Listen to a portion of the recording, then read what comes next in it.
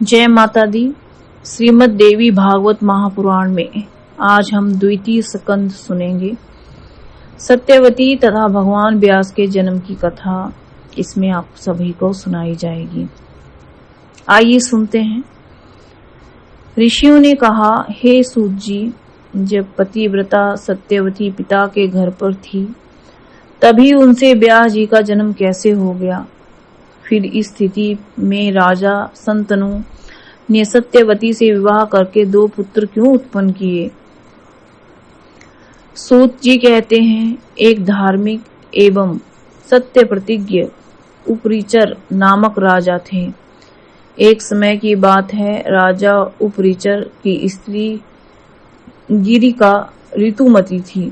स्नान से निवृत्त होकर उन्होंने पुंसवन व्रत किया और पति देव से अपनी कामना प्रकट की, परंतु पितरों की आज्ञा से राजा को मृगया के लिए वन में जाना पड़ा।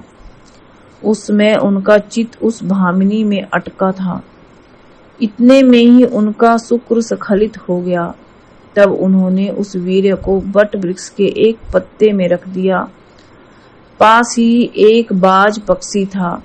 राजा ने उससे कहा, महाभाग, तुम इसे लेकर अभी मेरे घर जाओ। सौम्य, इसे घर पर ले जाकर मेरी प्रेयसी भार्या गिरिका को तुरंत दे देना। आज उसका ऋतुकाल है। सूत जी कहते हैं, उस पक्षी ने पुटक उठाया और वह तुरंत आकाश में उड़ चला। इतने में ही एक दूसरे बाज ने उसे देख लिया। यह मांस लिए हुए है, यह समझकर तुरंत उस पहले बाज पर वह टूट पड़ा। चोंच से युद्ध करते समय वह वीर का डोना यमुना के जल में गिर पड़ा। एक समय अद्रिका नाम की अप्सरा यमुना में स्नान कर रही थी और एक ब्राह्मण देवता नहाकर संध्या वंदन में संलग्न थे। उस सुंदरी अप्सरा ने ब्राह्मण का पैर पकड़ लिया। स्वच्छंद गति वाली उस अप्सरा को देखकर उन्होंने साप दे दिया, तू मछली हो जा। उसमें बाज के पंजे में छूटकर जो वीर्य गिरा और उस मछली रूप में परिणित हुई, उस दिव्य अप्सरा ने तुरंत लपककर उसे ले लिया। कुछ समय बाद वह मछली एक मत्स्य जीवी धीवर के हाथ लग गई। उस समय उसके गर्भ का 10वां महीना चल रहा था। मत्स्य जीवी उस मछली का पेट चीरने लगा। इतने में उसके पेट से 2 मनुष्याकार बच्चे निकल आए। एक शोभा संपन्न बालक था और दूसरी सुंदरी कन्या। उसने मछली के उदर से निकले हुए दोनों बच्चे राजा को सौंप दिए। उन्होंने उस सुंदर पुत्र को अपने पास रख लिया। वहीं बालक आगे चलकर राजा मत्स्य नाम से विख्यात हुआ। उस समय राजा उपरिचर ने वह कन्या धीवर को दे दी। वही कन्या काली एवं मत्स्योदरी नाम से प्रसिद्ध हुई। उस कन्या के शरीर से मछली की गंध आती थी, अतः उसका एक नाम मत्स्यगंधा भी पड़ा। तदनंतर वह कन्या धीवर के घर पाली पोसी गई। सूत जी कहते हैं, एक समय की बात है, महान तेजस्वी मुनिवर पराशर जी घूमते हुए यमुना के पावन तट पर आए। धर्मात्मा पराशर जी ने उससे कहा, तुम नाव से मुझे यमुना के उस पार पहुंचा दो। केवट यमुना के तट पर ही खा रहा था। मुनि की आज्ञा सुनकर उसने अपनी मत्स्यगंधा नाम की उस सुंदर कन्या से कहा, बेटी, ये मुनि धर्मात्मा एवं तपस्वी पुरुष हैं।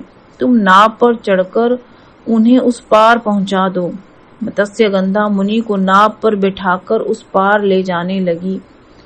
दैववश मनोहर नेत्र वाली कन्या को देखकर मुनि के मन में प्रबल वासना जग उठी। उन्होंने दाहिने हाथ से उसका दाहिना हाथ पकड़ लिया। तब वह सुंदरी कन्या मुनि के कहने लगी, विप्रवर, आप कुलशील एवं स्वाध्याय आदि सभी सद्गुणों से संपन्न एकम उत्तम ब्राह्मण हो। मुझ मत्स्यगंधा को देखकर आप में यह कुतिस भावना नहीं आनी चाहिए। पराशर जी ने अपने तपोबल से उस कस्तूरी की गंध वाली बना दिया। वह सुगंध 4 कोस तक फैल गई। तब सत्यवती ने कहा, हे मुनिवर, मनुष्य को रात के समय ही इसे करना चाहिए, दिन में करना निषिद्ध है, ऐसी शास्त्राज्ञा है। इस समय सत्यवती की युक्तिपूर्ण वचन सुनकर पराशर जी ने उसी क्षण अपने पुण्य के प्रभाव से कुहरा उत्पन्न कर दिया। कुहरा उत्पन्न हो जाने पर तट पर घोर अंधेरा छा गया। तब सत्यवती ने कोमल वाणी में मुनि से यह कहा, विप्रव, मैं कुमारी कन्या हूँ, मैं यदि गर्भवती हो गई तो पिता से क्या कहूंगी। पराशर जी ने कहा, प्रिय, मेरा प्रिय कार्य करने पर भी तुम कन्या ही रहोगी। भामिनी, तुम्हें अभी अभीष्ट जो हो वह वर मांग लो। सत्यवती बोली, हे मुनिवर, आप ऐसी कृपा कीजिए जिससे जगत में मेरे माता पिता इस रहस्य को ना जान सके, मेरा कन्या व्रत भंग ना होने पाए, द्विज व्रत मेरे आपके समान ही अत्यंत अद्भुत शक्तिशाली पुत्र उत्पन्न हो, मेरी यह सुगंध सदा स्थिर रहे, मैं सदा नवयुक्ति बनी रहूं।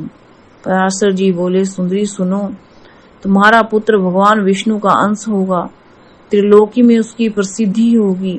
प्रिय, किसी अदृष्ट कारण के अमिट प्रभाव से ही मैं तुम पर आसक्त हुआ हूँ।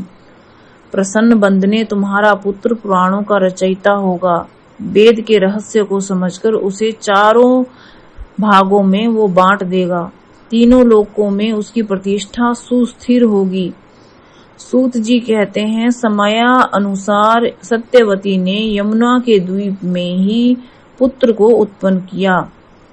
वह तेजस्वी पुत्र उत्पन्न होते ही बड़ा हो गया और अपनी माता से कहने लगा, माँ, मुझ में असीम शक्ति है, मन को तपोनिष्ठ बनाकर मैं ही गर्भ में प्रविष्ट हुआ था, अब मैं इच्छानुसार जा सकता हूँ, मैं भी तपस्या करने चला जाता हूँ। महाभागे, तुम जब भी मुझे याद करोगी मैं तुम्हारे सामने प्रकट हो जाऊंगा। इस तरह पराशर जी के कृपा करने पर व्यास जी प्रकट हुए। सूत जी कहते हैं, मुनिवरों, सत्यवती एवं व्यास जी के पवित्र जन्म में ये सब ही कारण हैं। महाभाग मुनियों, इनकी उत्पत्ति के आश्चर्यजनक इस प्रसंग को मैंने आपसे कह दिया है। जय माता दी।